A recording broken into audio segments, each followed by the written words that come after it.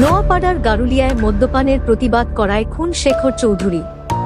বাড়ির একমাত্র রোজগেরে সদস্যকে হারিয়ে অসহায় পরিবার। ঘটনার দিনে গ্রেপ্তার হয়েছিল ৩ জন।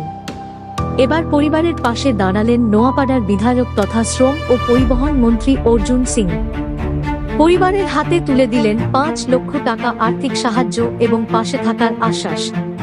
পাশাপাশি পরিবারের একজনকে পৌরসভায় চাকরি দেওয়ার প্রতিশ্রুতিও দিলেন তিনি।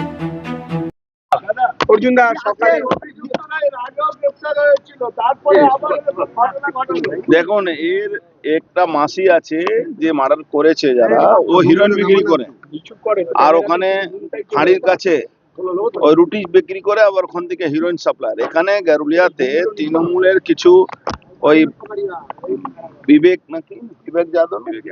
বিবেক যাদব এরকম কতগুলো লোক ছিল আগেকার, যে তৃণমূলের নেতা এখানকার আছে নন্হে সিং, ওরই সঙ্গে এরা থাকতো।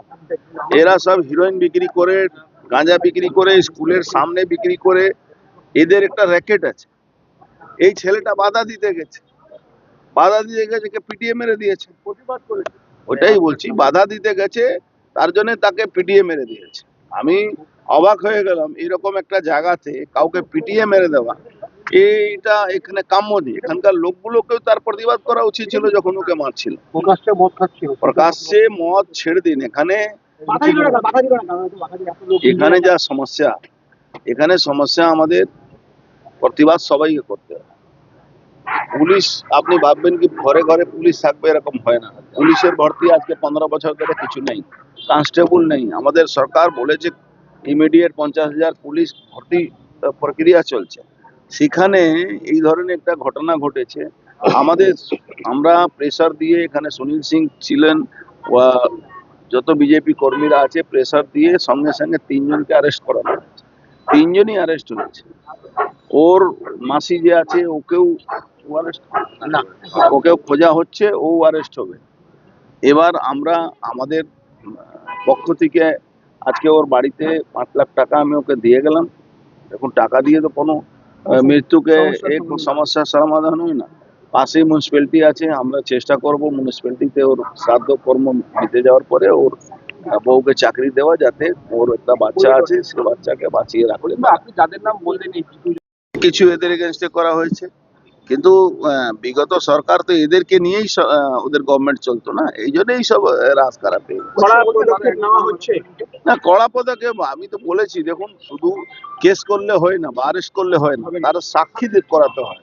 সাক্ষী করাবার জন্য যারা যারা এখানে দেখেছে তাদেরকে আমরা রিকোয়েস্ট করে তাদেরকে নিয়ে সাক্ষী করাবো, কেন এই ধরনের অপরাধীদেরকে মৃত্যু সাজা হওয়া উচিত।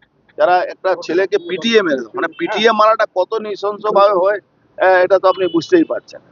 ঠিক আছে। बोले इंसाफ होगा, हम लोग को बस इंसाफ चाहिए, वो लोग को पूरा सजा चाहिए, वो लोग को फांसी का सजा होना चाहिए, बस हम लोग यही चाहते हैं।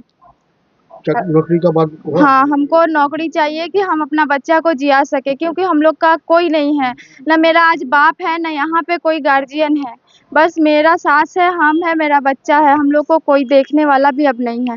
तो अब हमें अच्छा कोई नौकरी चाहिए और उसको सजा होना चाहिए। ये जो मंत्री अर्जुन दादा आया है आपके पास, आज थोड़ा भरोसा मिला है आपको? हमको भरोसा मिला है, वो करेंगे। क्या बोला मंत्री साहब आपका? वो बोल तो रहे हैं कि सजा होगा, तो बस उनका उम्मीद है कि वो दिला सकते हैं। तो वो जो उनको साक्षी है, आप लोग साक्षी देंगे? हाँ, हम लोग सब साक्षी देने के लिए खड़े हैं। अभी कोई हुमकी, कोई डर, कोई कुछ नहीं है? नहीं नहीं है ना? नहीं। आपका शुभ नाम? मोनी चौधरी। ठीक है। जो मासी का नाम बोलते हैं, हाँ, सोना चौधरी। उसका नाम क्या है? सोना चौधरी। वो क्या करता है? वो ड्रग्स का सप्लाई करता है यहाँ पे, अपना उसका बहन का बेटा लोग के साथ ये करवाता था सब। तो मेरा हस्बैंड जो है वो इसके खिलाफ उठा, बोला कि ऐसे क्यों कर रहा है। हाँ, तो वो उससे उसको मरवा दिया मिलके। तो आप लोग बताइए कि और इसका सजा होना चाहिए बस। तो छोटा बच्चा है? हाँ, छोटा बच्चा है, कितना उम्र है उसका? बस 10 महीना का है। बेटी है मेरा 10 महीना का। आपका नाम?